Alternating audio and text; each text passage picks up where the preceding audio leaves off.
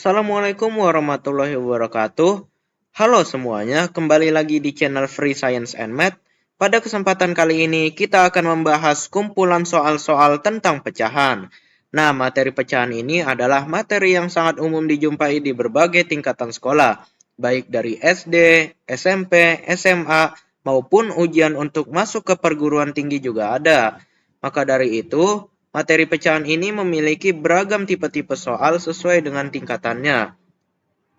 Dan beberapa di antaranya akan dibahas pada video ini. Tapi sebelum kita masuk ke videonya, ada baiknya untuk subscribe channel ini agar kedepannya channel ini bisa semakin berkembang. Kita awali dengan soal yang terlihat mudah dulu. Pecahan 5/9 dapat ditulis bagaimana?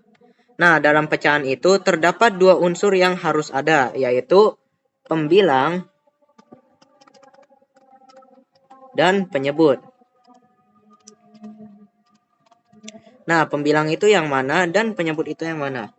Jadi misal kita memiliki suatu pecahan 1/2 misal. 1/2. Nah, 1/2 itu kan ditulisnya kayak gini. Nah, angka 1 ini disebut pembilang. Jadi, bilangan yang berada di atas garis bagi ini namanya pembilang. Dan angka 2 ini namanya penyebut. Jadi, bilangan yang berada di bawah garis bagi atau intinya di bawah garis ini namanya penyebut. Dan kalau kita analisis kalimatnya, angka 1 ini berada sebelum kata per. Dan per ini menunjukkan ya garis bagi ini 1/2, berarti satunya pembilang dan angka 2-nya penyebut. Nah, kita bisa menggunakan aturan yang sama pada soal kali ini, yaitu kita lihat angka 5-nya. Angka 5 ini kan berada sebelum kata per, berarti angka 5-nya ini berperan sebagai pembilang. Dan 9-nya ini berada setelah kata per, berarti ini berperan sebagai penyebut. Berarti 5/9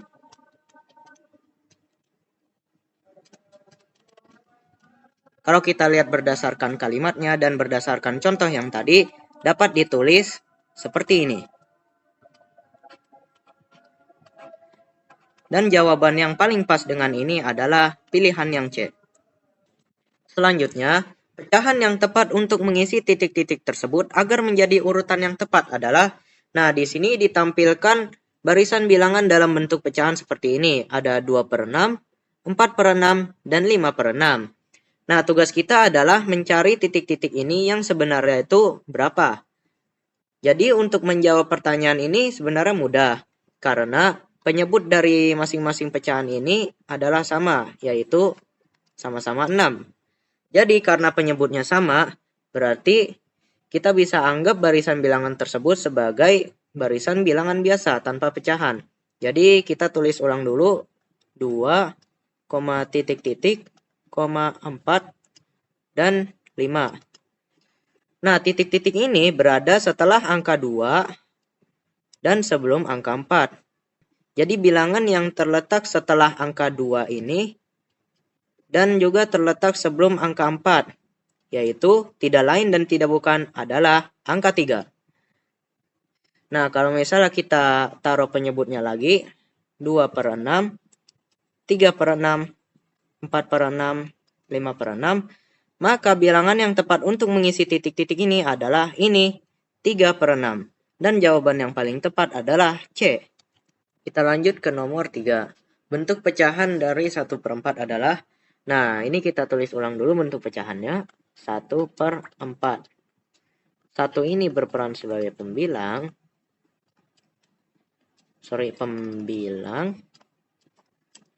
dan 4-nya ini berperan sebagai penyebut. Nah, untuk mencari bentuk desimal dari 1/4, kita harus membagi si pembilang ini dengan penyebutnya. Kita harus bikin pecahan ini ke bentuk seperti ini. Jadi kan angka 1-nya pembilang. Pembilang itu berarti dia yang akan dibagi. Dan penyebut itu yang akan membagi bilangan di dalamnya. Oke, kita langsung bagi aja. 1 dibagi 4 kan nggak bisa. Jadi kita tambahkan 0 di sini dan 0, di atas. Kenapa 0, karena 1 dibagi 4 kan nggak bisa. Dan 1 itu lebih kecil dari 4. Jadinya hasilnya itu 0, tidak lebih dari 1 maksudnya. Nah, 4 dikali berapa yang hasilnya itu mendekati angka 10 ini? Jawabannya 2 dong. Kenapa? Karena 4 kali 2 ini hasilnya 8. Oke, kita kurangin aja. 10 dikurang 8, 2. Nah, 2 dibagi 4 juga gak bisa. Makanya kita tambahkan 0 di sini. Tapi pada yang ini gak usah tambahin koma lagi karena komanya udah ada di awal. Nah, 4 dikali berapa yang hasilnya itu mendekati 20 atau yang hasilnya itu pas 10? Jawabannya 5 dong. Kenapa? Karena 4 dikali 5 sama dengan 20. Oke. Setelah kita kurang hasilnya 0. Nah, ini kan berarti sisanya habis kan? Berarti bentuk pecahan desimal dari 1/4 adalah ini, 0,25. Yang jawabannya itu adalah B. Selanjutnya, tentukan penjumlahan pecahan dari 2/3 ditambah 5/6. Oke, yang pertama-tama kita tulis ulang dulu penjumlahannya. 2/3 ditambah 5/6. Nah, untuk mengerjakan soal seperti ini, yang paling utama kita lakukan adalah menyamakan penyebutnya dulu. Ini kan ada 3, ada 6, penyebutnya kan masih beda. Nah, kita harus menyamakan penyebutnya dulu, agar yang atasnya ini bisa kita jumlah. Nah, untuk menyamakan penyebut ini ada beberapa cara, yaitu metode KPK dan metode langsung. Metode langsung tuh maksudnya kita pakai bilangan terbesar yang ada kelipatan terkecil.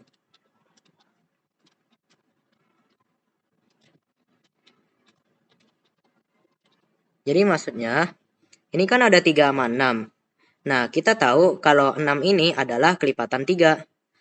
3 kali 2 sama dengan 6. Jadinya kita bisa menggunakan metode langsung seperti ini. Jadi kita tulis sama dengan per 6. Nah, kita bagi 6 ke 3. 6 ke 3. 6 dibagi 3 kan hasilnya 2. Kemudian dikalikan dengan 2 lagi. Berarti kan hasilnya 4. Ditambah 6 dibagi 6. 6 dibagi 6 kan 1. 1 dikali 5. Berarti kan 5. 4 ditambah 5 sama dengan 9/6. Nah, di pilihan jawaban emang gak ada yang namanya 9/6. Tapi kita bisa sederhanakan dulu pecahan yang ini ke bentuk yang lebih sederhana.